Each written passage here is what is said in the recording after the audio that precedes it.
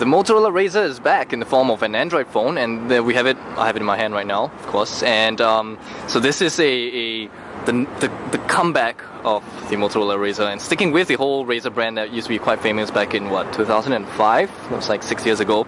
This phone is really light and thin, which is something that, you know, admittedly is not one of the highlights of smartphones nowadays. They're all big and bulky. It's still kind of big. It's quite big. This is a 4.3-inch display. So, I mean, look at that. It can cover almost my entire hand.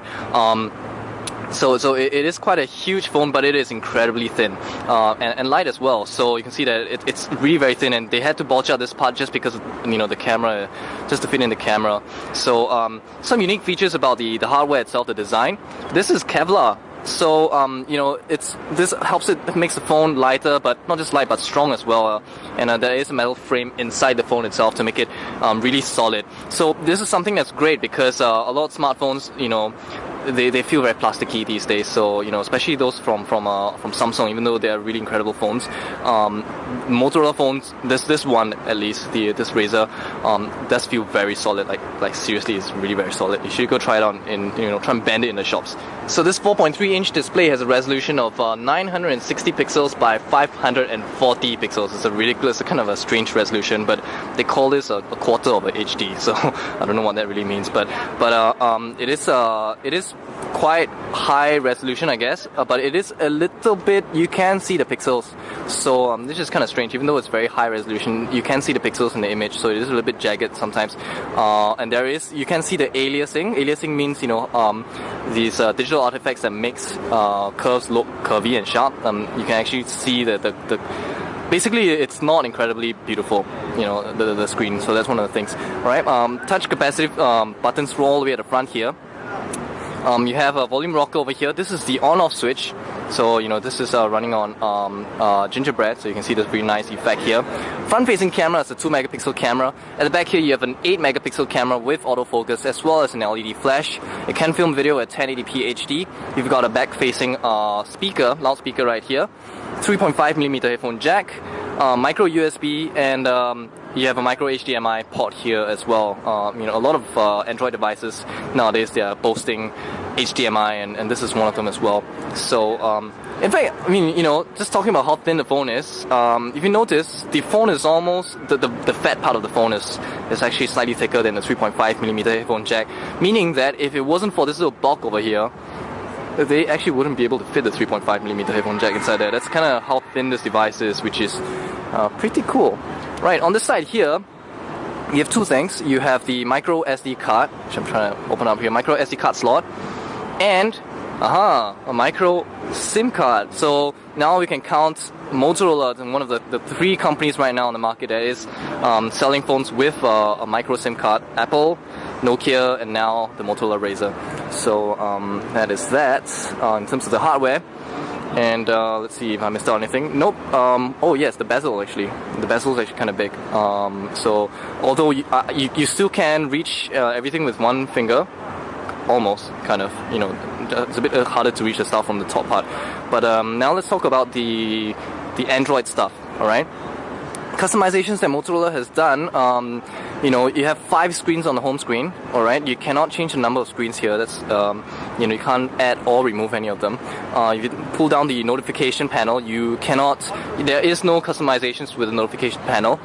You just see the standard one. You know, you have no shortcuts to settings or turn things on and off. Of course, you still have that standard power widget, which comes with almost every Android phone, okay?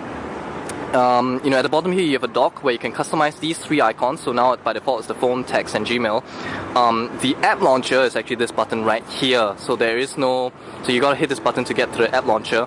The sequence, you cannot customize the order, which is kind of annoying. The advantage is that the app launcher is scrolling from left to right, segmenting it into, you know, a grid of 4x5. So this allows you to have a bit of muscle memory. So you can scroll to the second screen and you can know that the maps icon is the second from the left on the top here. So this is what we call muscle memory.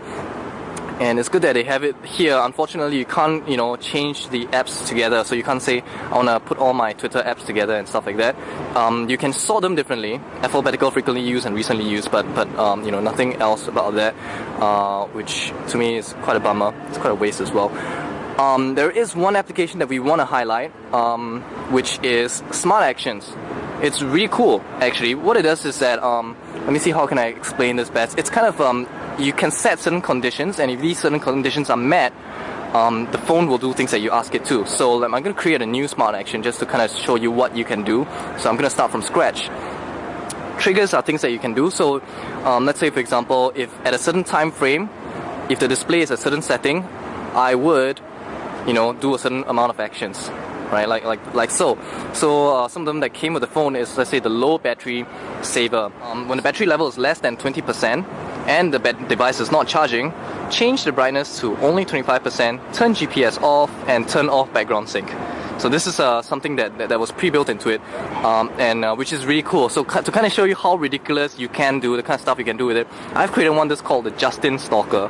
Alright, and what happens is that the trigger is if Justin Lee, which is one of the senior editors, the guy who's running Tech65, a lot of Tech65 stuff, if he calls this phone, I will send a text message to Jarek, which is kind of ridiculous now. So every time Justin calls, this phone will SMS Jarek to let him know that Justin called this phone. Right, so this kind of crazy stuff that you can do with it, and this is probably one of the coolest apps found on this phone itself, which is really nice. Apart from that application, every other Motorola built-in application just is kind of horrible, to be honest. Even the music player that comes with the phone, this is quite rubbish. The software, the desktop application that allows you to transfer data into this phone, though, that comes with this device, is surprisingly good. So ironically, all of the device apps are horrible, the ones that come from Motorola, but the desktop apps are pretty cool. So yeah, this is the Motorola RAZR. The RAZR is back, and it is in the form of a gingerbread smartphone. Motorola does say that it will be upgradable to ice cream sandwich, but personally,